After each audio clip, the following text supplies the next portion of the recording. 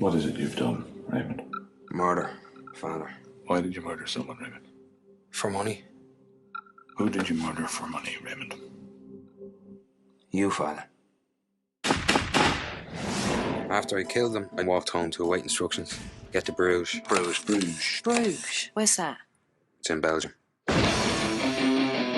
For 2 weeks? In Bruges? In a room like this? With you? No way.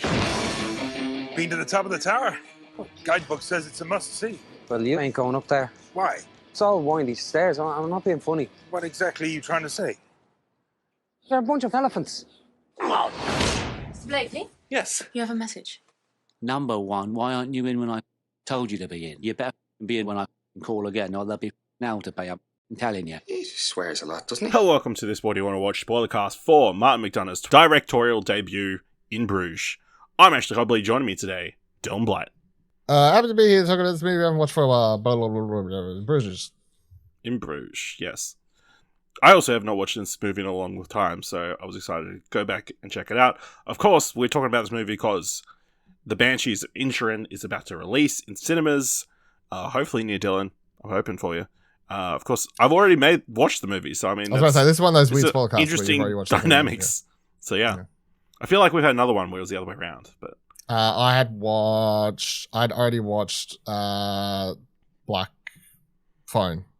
That's right. When we recorded Sinister, because they did like a month early screenings at my cinema for some really weird reason.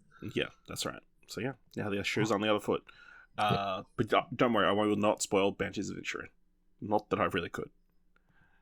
But yeah, please be aware we'll be freely discussing anything and everything at plot themes and ending of In Bruges. So if you haven't watched it, come back later. With that said, let's jump to discussion of In Bruges, directed by Martin McDonagh, written by Martin McDonagh, starring Colin Farrell, Brendan Gleeson, Ray Fiennes, Clémence Poésy, Jérémie, Renier, Jordan Prentice, and Thekla Reuten.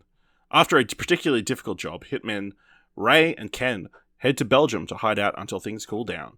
Ray hates the medieval city they land in, but Ken finds its beauty and peacefulness enchanting. Their experiences become increasingly surreal and possibly life-changing as they encounter tourists, locals, an American dwarf, and a potential romance for Ray. Dylan, when was the first time you watched In Bruges? Oh, when it came out on DVD. Yeah, would have been new release DVD. Watched it. Okay. Well, do you watch it at cinema? I didn't watch it at cinema. I feel like I watched it not long before Seven Psychopaths comes out. Okay. I haven't watched Seven Psychopaths. The buzz around In Bruges kind of grew, and it's like, oh, it's on DVD. I'll watch it now. Okay. Yeah, and then Seven Psychopaths not as good. I haven't watched it, so yeah, I heard it wasn't as good. No, there was no. It was just In Bruges was just watched because it was at the weekends. When I was in high school, like me and my dad would just go pick a movie out and new release, and I was like, yeah, this one looks alright. You know, just Colin Farrell's on it. Yeah, Colin Farrell, yeah, sure. Really, really good rewatch. I remember, like, it's a very funny film. I'll point out the number one thing that had me though from the outset is I didn't remember how many like sort of like gay slur, you know what I mean, like that sort of stuff. There's a lot of remarks. Yeah, and then the stuff about the little people, you know what I mean? Like He wants to be called dwarf. Yeah, he wants to be called dwarf. But all that stuff, but it's sort of hard to even like say it's a bad thing because it's meant to, you're not meant to agree with Colin Farrell. Like you're meant to be like, this dude's talking out of his ass. But like, I completely forgot all of that stuff. So that was taking me back a bit at the time, but yeah. But otherwise the movie's still very, very funny. It's just got this really rich dialogue and chemistry between Brendan Gleeson and Colin Farrell. Beautifully shot in his location, like a town you wouldn't expect to see a Hitman movie sort of set and everything. But there's just such a swerve when you reach that point where you find out that he's, the reason they were sent there, the fact that he just killed this kid. Like, it suddenly just takes such a dark swerve. Like the fact that he's like obviously dealing with all this trauma secretly deep down and he wants to kill himself and, everything, and he's just sort of playing it off. But like, you wouldn't think the character that nearly shoots himself at the end would be the same person who's like happy-go-lucky, fuck this place, I want to go drinking and whatever else at the start of the movie. So it's actually a multi-layered film, which is what makes it so good, I think. And then when Ralph Fiennes comes at the end, he's just wild and he's having a great time. Like when he goes to shoot out and he's like, you come out. And it's funny. Yeah, it's a really great film. Colin Farrell's fantastic. The chemistry that he has with Brendan Gleeson throughout this is fantastic.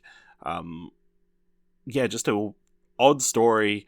Of course, like kind of made extremely dark by the reveal, that he killed a kid. It kind of shapes what you see before and everything after as well. Like, you kind of understand why Colin Farrell doesn't necessarily want to do sightseeing. He wants to do stuff that's going to keep him occupied on getting his mind off of the terrible thing he did. Of course, there's also the element of he finds all of this boring. But, that's why he's so happy to have 7 pints, 7 and 5 bottles, and not still be drunk. So many quirky scenes, like Ken just talking to Harry on the phone, the one shot, and just trying to convince him that the Ray's not there anymore. So what time to leave? He might be on the other side of the door. We'll go fucking check. Slam. Hey, or like when he tells him, I think you should just go out for it, mate. No, I'll be right. Yeah, fuck it. I think it was pretty suspicious that you just suddenly say, hey, go to the pub. We're supposed to taking a shit or whatever. And he's like, hey, I know you're taking a shit, but you should go to the pub. All right, bye. And he's like, it wasn't really Ken's. Really wasn't what Ray's thing. Yeah. It's like, what is a fairy tale place? Yeah. Once he got to the actual town, he found it quite enchanting. Yeah. He said just like something out of a fairy tale. Yeah. What's it he said again? Something out of a fairy tale. Just the placating of Harry was really amusing, and just like it's. I think like there's multiple details like revealed about why Ken is so dedicated to Harry. It's like he reveals like halfway through like Harry found his wife's killer, and that kind of stuff. Then you got this weird romance between Ray and Clémence Poséy's character, where she's selling drugs to people on this film set. I don't know if I assume that's what she's actually doing. It's hard to say because it's said in such a jesty way, but also in contrast to Colin Farrell just straight up telling her who he is and what he did. That she doesn't believe him. Yeah, well, who would believe? You think he's just fucking with you. But then you go and believe that she's a drug dealer. Yeah, it's a lot more realistic than being a hitman. Shooting priests and children. Yeah. I think Bruges is such an interesting city. One of my favorite sequences is obviously, well, not obviously, but when Ken goes up the bell tower and Ray's down the bottom, and then this American tourist comes along and says, "What do you think of the bell tower?" He's like, "You shouldn't go in there. The hallways are very narrow." Yeah. What the fuck are you saying? And he's just running away. He's like, hey, get back, fatty. He just runs around. Yeah, he just runs around. It's just Colin Farrell's all like, hey, fuck off with you. It's just the way he's running and stuff. And then poor Ken comes down and says, oh, you shouldn't go up there. It's pretty narrow. Yeah. It's like, fuck you. But then it's like, it's just the way I'll play. You think this is a funny scene, but then it plays into the fact it's closed down the next day. Yeah. Yeah. Did you know he's like, the security guard's like an American tourist went up there and had a heart attack or died or whatever he says yesterday. Yeah, like very funny. That the guy who runs the bell tower. Yeah, I get it. He thinks he's the job. That dude. He's one of those like. I mean, if somebody came in and I was 10 cents short, I would also tell them to go fuck themselves. I don't think I would. Not for something like that. I know, it depends if they're nice attraction. Or not, yeah. It's a fucking tourist attraction. Like, not selling a car over here. No, because he's got cash. He does have $5. He just doesn't want to give you the note. You know what I mean? Yeah, he doesn't want to break the note. Yeah, just break the note. Say in a bank. If people came into when I worked at petrol station, when people came in and did that, I would make them pay the 10 cents because I'm like, you don't really need it's the fuel. But I don't know, it's a tourist attraction. I feel like if it was that sort of job, I don't know, different atmosphere. Yeah, just really fun with lots of interesting conversations. Like Ken just going off about the tower with Jesus' blood on it that apparently turns back into a liquid during times of great stress. He's like, I'm going to touch it. His enthusiasm for everything is very... He's a child. He's infectious. And of course the turning point kind of being, well, of course the reveal that, Ray killed a kid. But then... By accident, but yeah. By accident, like, I'm pretty sure he took out the priest with those first few gunshots. I don't know, He probably didn't need to unload the entire gun. One in the head, one in the chest, just got to make sure. Do you know how many bullets Tupac survived? You know what I mean? Yeah, I know, Dylan, I don't know if you know this, but Tupac's dead. Tupac got shit 6 times and he survived before he died. It was the second time. That's why they shot him up so much the second time. Make sure he fucking died. Because he survived 6 shots last time. But it's in London, so I mean, it's... yeah, when, Ken learns that he needs to kill Ray. He just needs Harry to outright say it. Then, he goes to this weird dude to get the gun who's all about the alcoves. Yep. Check out the alcoves. Check out the alcoves. And then he is very committed. He's going to do it. Yeah. But then he sees Ray about to shoot himself. Yeah. It's hard to kill someone when they're going to kill them. Like, it sort of takes the wind out of it, Yeah, it makes the job too easy. Yeah, it's an interesting one. Like, should he have let him kill himself? Probably. Yeah. Probably, yeah. Would have saved himself a lot of pain in the future. Movie ends. Credits. He just shoots himself. Credits roll. One night in Bruges. Yeah. Yeah, I just love how everything kind of comes together at the end. Obviously, he gets on the train. He's out of Bruges. He was going to be clear and free. But because he punched that Canadian... Yeah. And his wife. In the restaurant, yeah. Who came at him with a bottle. That dude was being a prick, to be fair.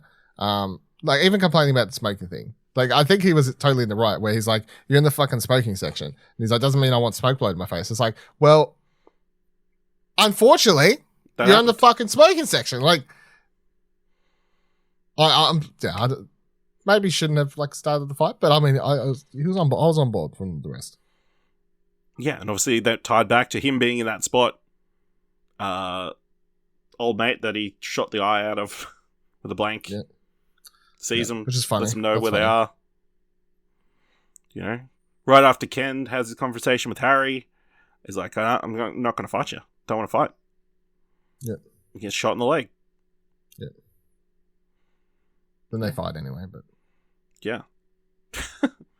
And then, Ken's like, the only way I can save him is jump off this building.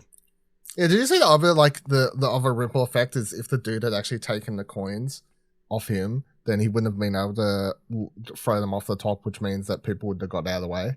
So if he didn't have the coins, then he would have just jumped off and killed more people because they would have been standing under the tower. Potentially killed more people. But they get out of the way because he drops the coins first. But he only has the coins because the security guard doesn't take it. There's like all these little things that lead to... Yeah. Because they clearly show the coins and then people move out of the way. And then he's able to fall. Doesn't die instantly, which is the one thing that's like... Yeah, look, I don't want to say 100% someone dies instantly because I don't know, but yeah, I mean...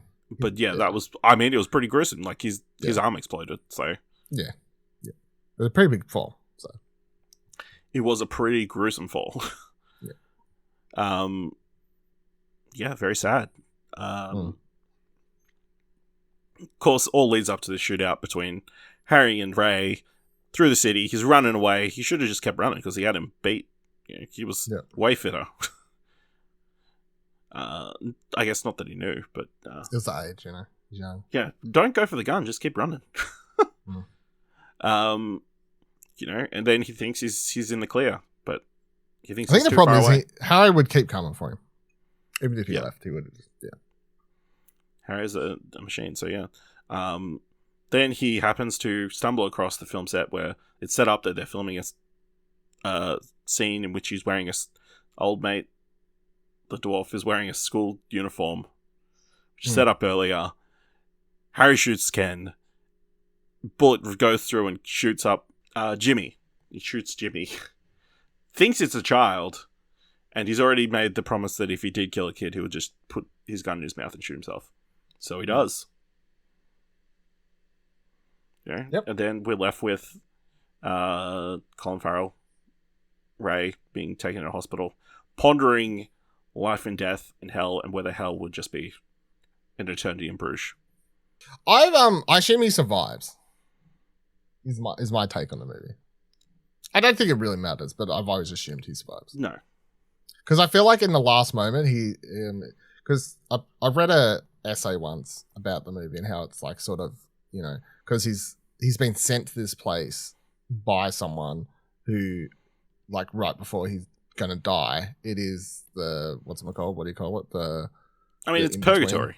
It's purgatory, yeah. So people talk about, like, write about it, and people point out how even the some of the other stuff they point out, photos and like artwork and stuff like it, is all about purgatory in the movie and stuff like that. So, yeah. But I think if it's a test, he passes the test at the end, so that's why I think he gets to live, because right before Ray goes to shoot himself, what's Ray Fiennes' character?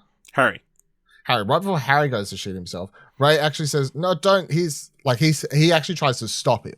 Yes. So I feel like he actually proves himself like he's doing the right thing at the end. So that's why I like to believe he actually gets to live, if it's sort of supposed to be a purgatory sort of like, you know, character build sort of thing. Yeah. Yeah. Fantastic. Also say I really enjoyed the score throughout the movie. I think it's really good, done by Carter Burwell. Yeah. Anything else you want to mention about In Bruges?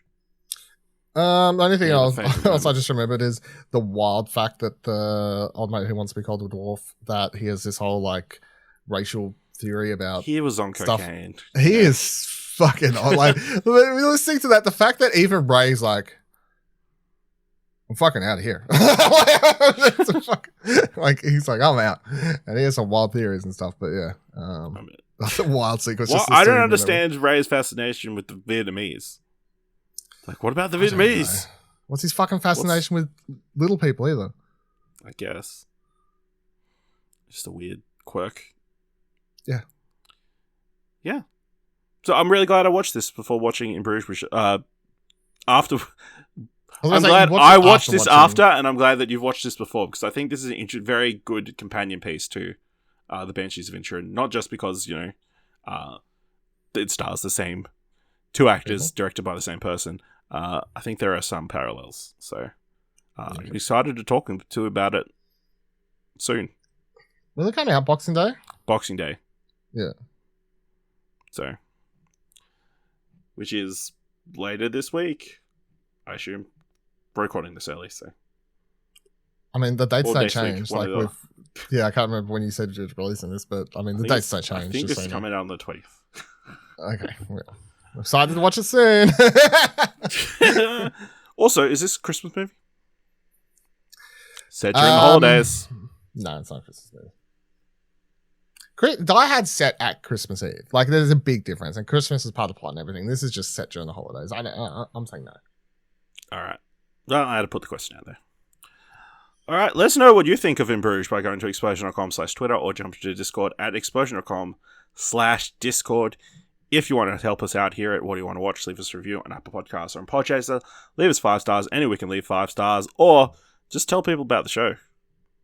And if you really like this episode, thought it was worth $1, if you want to give us some Christmas cheer, head on over to our Ko-fi page at explosion.com/support. Thank you very much for listening. Until next time, keep watching stuff, I guess.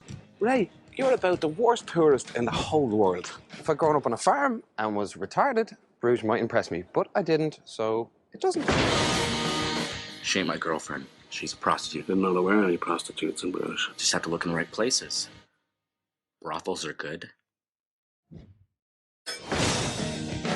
An Uzi? I'm not from South Central Los Angeles. I want a normal gun for a normal person.